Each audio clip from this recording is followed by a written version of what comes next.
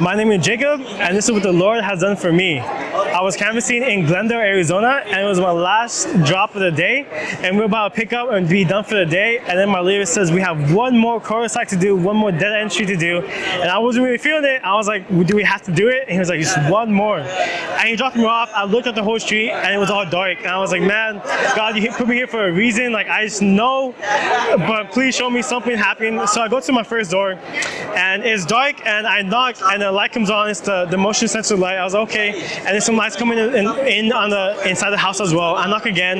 No one's coming in the door, and then a dog starts barking, and the dog starts barking super loud. I'm like, okay. I know it's as a canvasser, when dogs start barking at night, it's kind of like you can't, get kind of iffy. And then the door opens, and it's lady in her bonnet and her nightgown, and she's like, hey, can I help you? Like, it's late. I'm like, yeah, sorry, ma'am. My name is Jacob, and I tell her my canvas super quick, and she's like, hey, she's like, no, I'm not interested. So when people tell me not interested, super off the bat, I show them a spiritual book because I want them to see something spiritual before I leave the door. And I show her the book, and the book is called Lessons of Love, and she's like, sorry, I can't accept your book. I have my own religion. I'm personally a Seventh-day Adventist. And she's telling me this. I'm like, man, no way. She doesn't know who's at her door. So I whip out, I was like, man, let me show you one more book. And I whip out the Great Controversy. I was like, hey, by any chance do you recognize this book? And she looks at me kind of shocked. She's like, are you Adventist? I'm like, yeah, I'm Adventist. And we start talking and different stuff. And I show her all my books, and she's just telling me like, man, like, I didn't know there's still canvases around. She's like, I was a co-porter when I was a kid. My parents were a co-porter.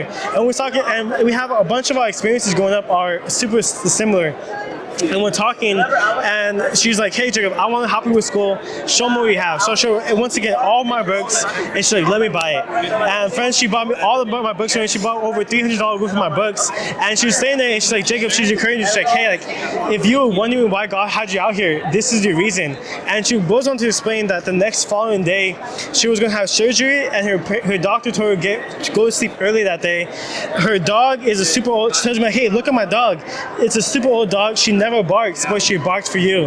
And she tells me she typically never opens the door to anyone, unless she knows that they're coming before. But she opened the door for me. And she's telling me all this, and she's like, Jacob, there's a reason why you're out here canvassing the streets. And friends, I was only able to knock at one door that whole street, but she bought enough books for all her neighbors, even books in Spanish to give out to her neighbors as well that she knows personally. So I want to encourage you guys that God has a reason for us to be out there serving Him. Wherever it may look like an empty street, but there is one person out there searching for God, to have an experience for God. So I want to encourage you guys to be faithful in the little things and let God use you.